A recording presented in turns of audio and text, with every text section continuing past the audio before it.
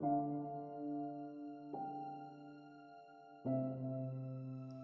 باللہ من الشیطان الرجیم بسم اللہ الرحمن الرحیم۔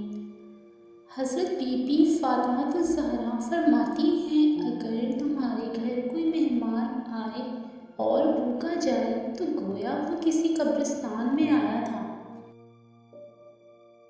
حضرت امام حسین نے فرمایا، عورت کا پردہ کرنا شہید کے خون سے افضل ہے۔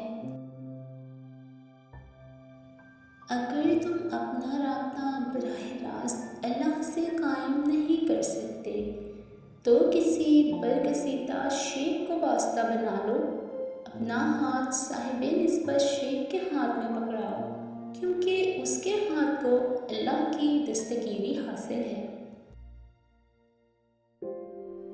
امام شافعی نے فرمایا، جب لوگ تکلیف میں تمہیں اکیلا چھوڑ دیں تو جان لو اللہ تمہارا کام خود اپنے ذمے لینا چاہتا ہے۔ مشکل وقت دنیا کا سب سے بڑا جادوگر ہے، جو ایک لمحے میں آپ کے چاہنے والوں کے چہروں سے نقاب ہٹا دیتا ہے۔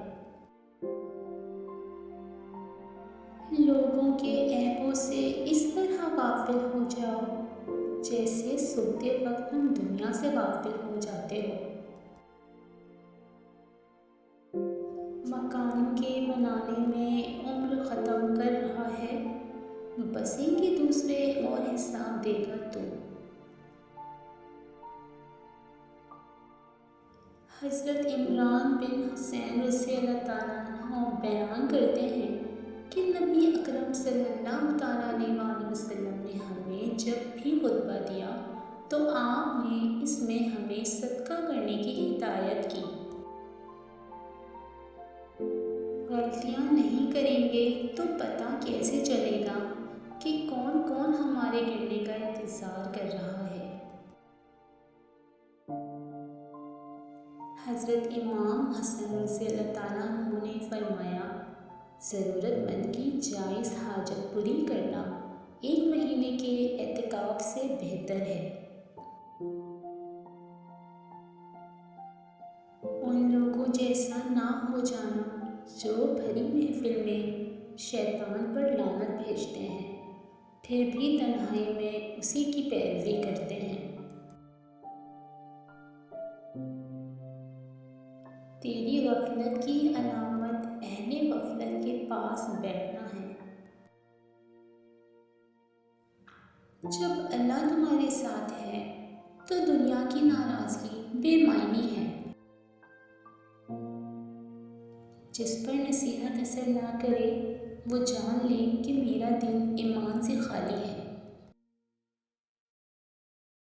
اپنے اخلاق کو پھول جیسا بنا لو، اور کچھ نہیں تو پاس بیٹھنے والا خوشبو تو حاصل کرے۔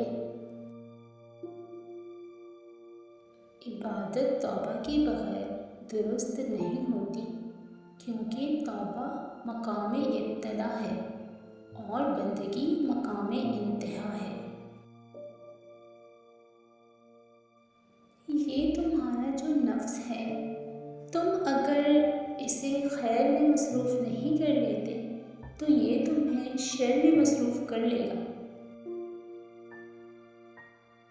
کتابیں اور بھی اتری ہیں، پر قرآن کی یہی خوبی ہے کہ نابینا لوگ بھی اس کی تلاوت کرنے لگتے ہیں۔ ظاہر کو مت دیکھ، آنکھ دیکھنے میں سرخ ہوتی ہے پر اس کا جلایا ہوا سیاہ ہو جاتا ہے۔